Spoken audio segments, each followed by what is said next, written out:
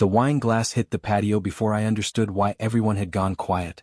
Red wine spread across my mother-in-law's white dress, soaking into the fabric near her waist. She looked down at herself, then slowly looked at me. I knew immediately this wasn't going to be about the wine. She slapped me hard enough that my glasses shifted. Nobody moved. My wife, Melissa, stood beside the grill with one hand over her mouth. Her mother wiped at the stain and stared at me like I'd done it on purpose. "This isn't the army," she hissed. "Nobody salutes you in this house." I didn't answer. I had spent 22 years in uniform, and I knew when someone was trying to provoke a reaction. Then Melissa pointed toward the driveway. "Apologize to my mom," she said. "Or take our daughter and go." Our daughter, Emily, was sitting at the patio table. She was 14 and staring at her mother like she didn't recognize her. I picked up my keys. My name is Daniel Mercer, and I had learned a long time ago that leaving a room can say more than arguing ever will. I took Emily by the shoulder and walked toward the car. Nobody stopped us. 3 hours later, the same people who had watched me leave would walk through my front door. And they were not prepared for what they were about to find. Emily didn't say anything for the first 10 minutes. She sat in the passenger seat with her arms folded, staring out the window. I kept both hands on the wheel and didn't ask her to explain what she was feeling. Eventually she said, "Dad, did you really do that on purpose?" "No." She nodded, but she still looked confused. At a red light, I noticed something on the back seat. My old duffel bag was still there from a work trip the previous week. I almost laughed. I had packed it without thinking. Maybe some part of me had already known I might need to leave. When we got home, Emily went straight upstairs. I walked into the kitchen and saw Melissa's coffee mug sitting beside the sink. She had left it there that morning. Everything looked normal. That was the strange part. I opened the refrigerator and found the grocery list Melissa had written. There were several things circled that I didn't recognize. Expensive steaks. 2 bottles of wine. A brand of sparkling water nobody in our house drank. I stared at the list for a few seconds. Then my phone buzzed. It was Melissa. "Where are you taking Emily?" I didn't respond. Another message came 30 seconds later. "You need to bring her back tonight." I looked at the clock. It was 6:47. Then Emily came downstairs holding something in her hand. "Dad," she said quietly, "I found this in Mom's room." I looked at the envelope. My name was written across the front. I didn't open the envelope right away. Emily stood across from me holding it with both hands. "Where did you find it?" "Under Mom's dresser." That bothered me more than the envelope itself. Melissa wasn't careless with paperwork. She kept bills and labeled folders and passwords in a locked drawer. If something with my name on it had been hidden underneath furniture, it probably hadn't been forgotten. I opened it. Inside was a printed email thread. Most of it was ordinary. Names. Dates. A few short messages about property repairs. Then I saw an address. It was for a house 3 states away. I recognized it because Melissa had mentioned the place once, months earlier, saying her mother had been helping an old family friend with a rental property. I read the email again. The wording was different this time. There was no mention of repairs. There were numbers, monthly payments, transfer dates. I folded the papers back into the envelope. "Emily, don't tell your mom you found this." She looked at me. "Are we in trouble?" "I don't know." That was the honest answer. My phone buzzed again. Melissa was calling. I let it ring. Then another notification appeared. This one was from our joint bank account. A withdrawal had been made that afternoon. $8,500. I opened the banking app and stared at the transaction. The description was vague. But the destination account wasn't. It belonged to someone whose name I'd never seen in our marriage. And suddenly, the wine on that white dress didn't feel accidental anymore. I called the bank before I called Melissa back. The representative couldn't tell me much without verification, but she confirmed the withdrawal came from our joint account. Then she said something that made me sit up. There was another transfer scheduled for tomorrow. How much? $25,000. I thanked her and ended the call. Emily was sitting at the kitchen table doing homework. I didn't want her hearing any more than necessary, so I stepped into the garage and shut the door. I called Melissa.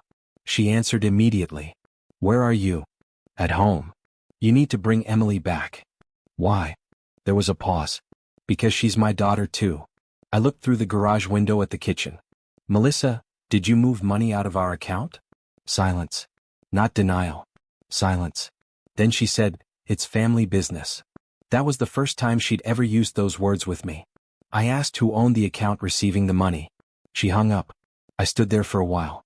Then I opened the envelope again and searched through the emails. One name appeared repeatedly. Her mother's name. The house 3 states away wasn't a rental property. It was being purchased. With money from our account. And the final email explained why my wife had been so determined to make me look unstable at the barbecue. She needed me gone before the transfer cleared. I finally understood why she'd pointed at the door. She wasn't angry about the wine. She was trying to remove me from my own house. I didn't confront Melissa that night. I knew enough to be angry. I didn't know enough to act. So I called my attorney the next morning. He listened without interrupting while I explained the account, the transfer, and the emails Emily had found. Then he asked one question. Did you remove anything from the house? No. Good. Keep it that way. He told me not to threaten Melissa, not to empty accounts, and not to send angry messages. We would document everything and protect Emily first. I followed his advice. I downloaded the bank statements. I saved the emails. I photographed the envelope exactly where Emily had found it. Then I checked our mortgage account. There was a new request attached to the property. Melissa had apparently started paperwork to refinance the house. My name was listed as a co-owner. But beside my signature was a digital authorization I had never given. I stared at it for a long time. Someone had used my information. I called the lender and reported the issue. They froze the application. By noon, my attorney had sent Melissa a formal notice telling her not to transfer, sell, refinance, or conceal marital assets. I still hadn't told her what else I had discovered. There was one more account. A savings account Melissa had opened years earlier. My name wasn't on it. But the deposits came from our joint account. I didn't know the total yet. So I waited. And when the records arrived that afternoon, I finally understood how long this had been happening. The records showed 18 months of transfers. Small amounts at first. 600 here. 1,200 there. Then the numbers got bigger. By the end, more than $74,000 had moved from our joint account into Melissa's private savings account. From there, much of it went toward the property in her mother's name. I printed everything. I made 3 copies. One went to my attorney. One stayed in my safe. The third went into a folder in my office. I didn't tell Melissa. Instead, I watched what she did next. That afternoon, she came home with her mother. I heard their voices through the front door before they entered.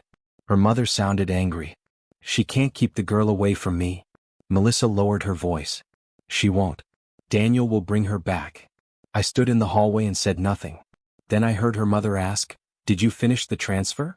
Melissa answered, "Almost." That one word told me more than any confession could have. They didn't know I was there. I stepped into the kitchen. Both women stopped. Melissa looked at me. Her mother looked toward the hallway, almost as if she expected someone else to appear. I kept my voice level. "Emily's upstairs." Melissa swallowed. "Daniel, we need to talk." "I agree." Her mother stepped forward. "This family has been good to you." I looked at her. "I know." Then I placed one document on the counter. It was the frozen refinance application. Her face changed. Not dramatically. Just enough. And I knew they finally realized I had stopped guessing. Melissa sat down. Her mother stayed standing. Nobody mentioned the barbecue. Nobody mentioned the wine. I placed the bank records on the table. Melissa looked at the first page, then the second. "You went through my accounts?" "No." I tapped the page. "These are transfers from our account." She didn't answer. Her mother finally said, "That money was for the family." I looked at her. Then why wasn't I told? She had nothing to say. Melissa started crying quietly, but I didn't move toward her. For the first time, I wasn't trying to fix the moment. My attorney had already filed the paperwork. The refinance was frozen. The disputed transfers were documented. And the house we lived in could not be transferred without both owners signing. Melissa looked at me. "You're really doing this?" I nodded. "You made the choice at the barbecue." She shook her head. "That was just a fight." "No." I looked at the papers between us. A fight doesn't require 18 months of transfers. That was when her mother stood up. She said they would repay everything. I told her that wasn't my decision anymore. The next week, lawyers handled what we couldn't. Melissa eventually agreed to a separation. She kept her private savings account. She also took responsibility for the money that had been moved. I didn't celebrate any of it. The part that stayed with me wasn't the money. It was Emily asking me one night why I hadn't yelled. I told her the truth. Because once you know someone doesn't care about hurting you, yelling won't make them care. She looked at me for a long time. Then she said something I wasn't ready for. Dad, Emily said, I think you were already leaving before Mom told you to. I didn't answer immediately. She wasn't wrong. Some part of me had been leaving for months. I just hadn't admitted it. The divorce was finalized later that year. There was no courtroom drama. No shouting. No scene where somebody finally confessed everything. There were documents, bank statements, property records, a few uncomfortable meetings, and a lot of silence. Melissa moved into an apartment. Her mother sold the property they had been trying to buy. Most of the money that could be recovered was returned through the settlement. I kept the house. Not because I wanted to punish Melissa. Because Emily needed somewhere that still felt like home. I never spoke badly about her mother to my daughter. That wasn't my job. But I also stopped protecting adults from the consequences of their own choices. A few months after everything ended, Emily and I were sitting on the back porch. She asked me if I regretted leaving that barbecue. I thought about the red stain on that white dress. The slap. The driveway. The way my wife had pointed at the door like I was the problem she needed removed. No, I said. Then I told her something I'd learned the hard way. Sometimes the most respectful thing you can do for yourself is refuse to argue with someone who has already decided you're wrong. She nodded. We sat there quietly. I still have the old wine glass from that barbecue.